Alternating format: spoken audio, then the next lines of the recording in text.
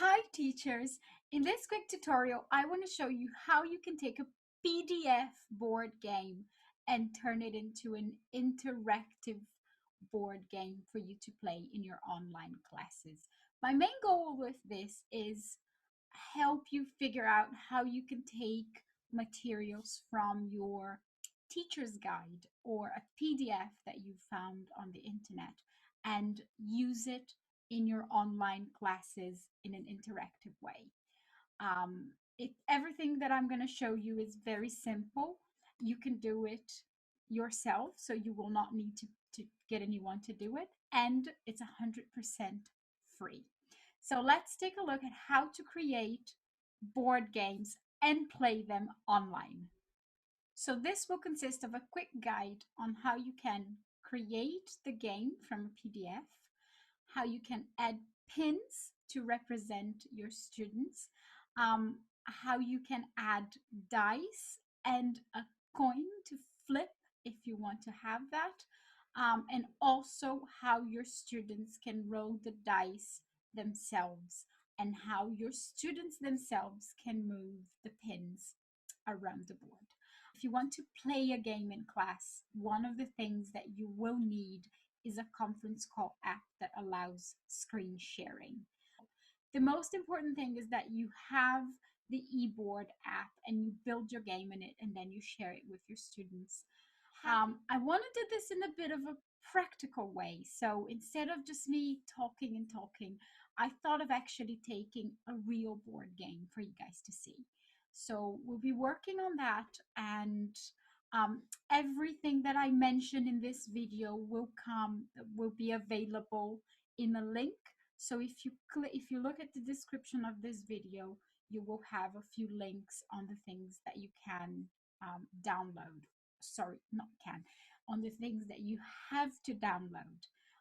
Everything, as I said, is free of charge, and you can use things that you already have to create your game. So let's take a look at our potential board game. So as an example, I thought of taking this beautiful board game here. The reason why I wanted to take it is because I think this is representative of what we find in a lot of teachers' guides and a lot of books and online as well.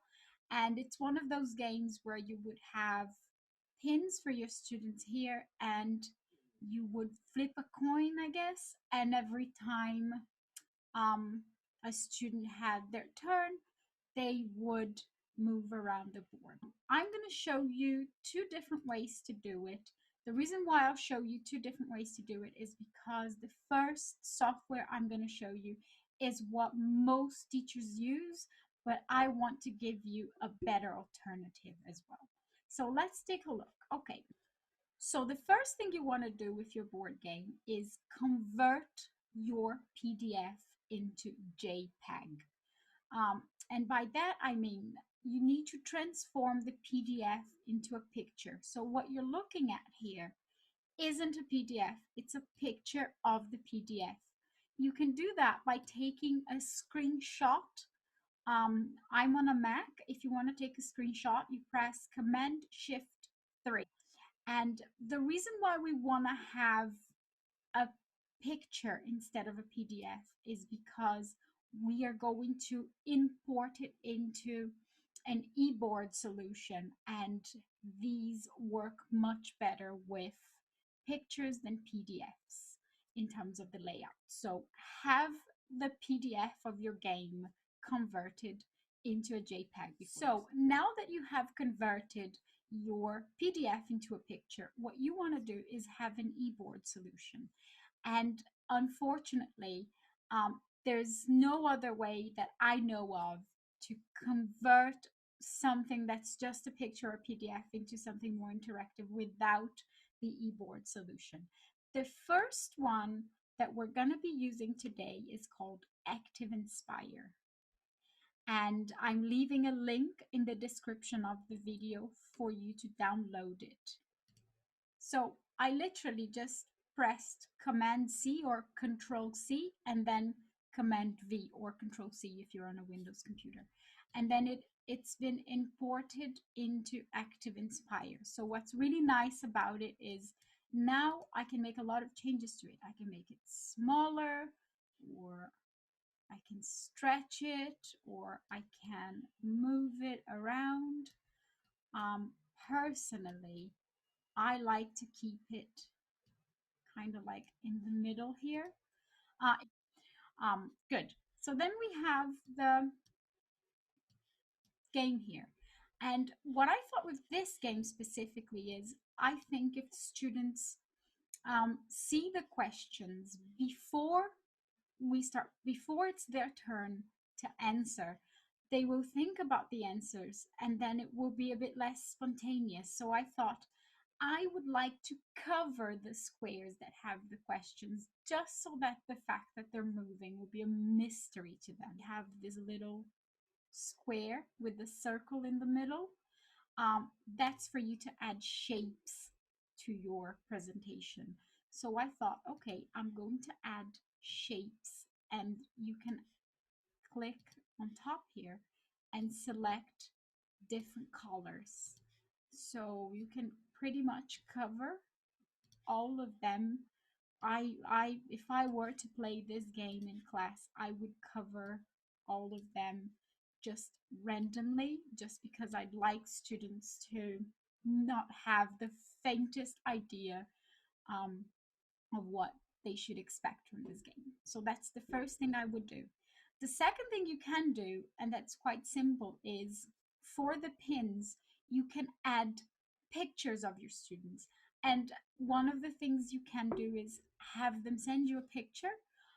Or if you're on an online class on Zoom, for example, you can pretty much take a screenshot. Let's say these are my two lovely students who are going to want to play. So I put pictures of them.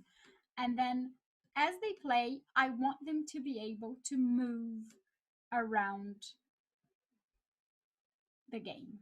So how would I be able to do it? Um, the solution I know that would allow you to do that is Zoom meetings.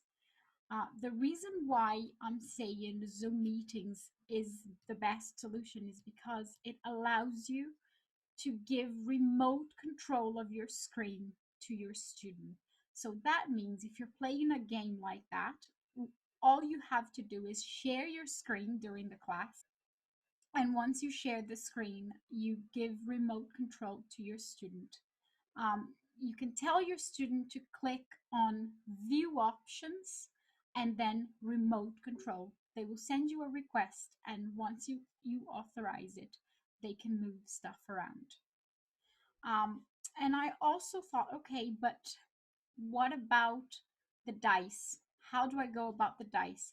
And if you go to tools and then maps tools, so select how many dice you want to roll. So here, for example, if I want to roll 5 dice, I can roll 5. If I want to roll 1, you can also change the speed, and you can output it to the flip chart. Now, what I don't like about it very much is just just the design of it, because you kind of have to keep like moving it around. That's why I think it's a good idea to leave some space on the sides. Um, and you can give your student remote control. The student can click, roll the dice, and then, for example, let's say we had 3, like here. So this student would go 1, 2, 3, and then we'd uncover the question for the student to see. Um, Another thing you can do is, for example, with this question, it's saying, describe your evening. What time did you go to bed? If you want to say, have your students speak for a minute, you could click on the clock here and just say, okay, I would like you to talk for 1 minute about your evening. And then you can have this student speak for a whole minute about whatever topic is on the card. So that would work very well as well. So this is how you can do the whole game on ActivInspire.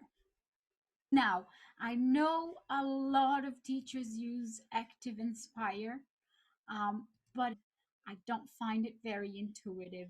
So, the suggestion I have to share with you guys today is another one. It's another software called eBeam.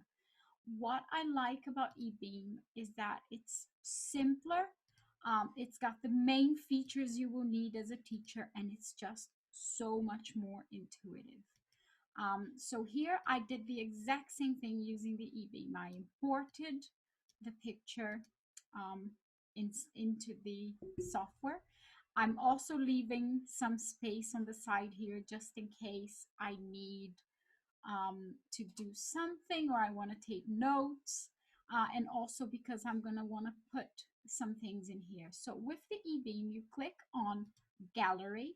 So let's have a closer look at what eBeam has to offer us in terms of um, interactive tools for you to play your game. So you can flip a coin, and I think if I were to play this game, I would love to do coin flipping, just because you can say, okay, you walk one space if you get heads and two spaces if you get tails. I think because it's such a small game, uh, I think because it's such a small game, if you roll dice, it won't last very long.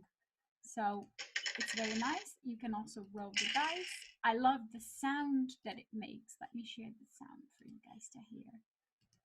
So when you flip a coin, this is the sound. And when you roll dice, this is the sound. You can only flip two dice, not five, like ActivInspire. But I like the way these look so much more. You can also have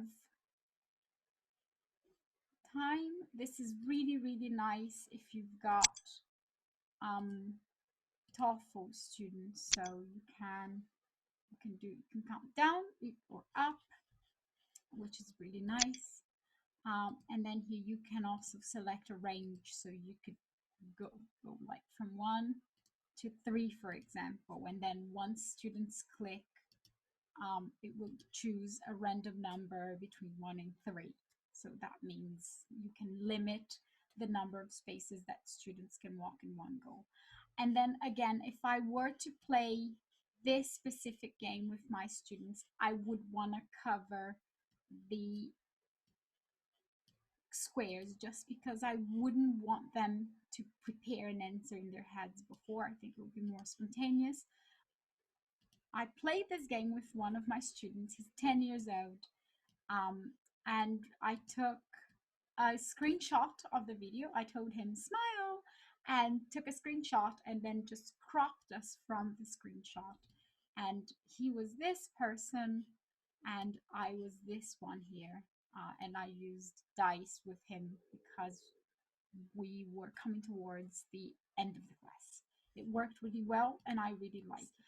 Happy game playing, and I hope your class is very successful. If you do create something colorful and fun, make sure you share it with me as well. I'll see you soon. Bye.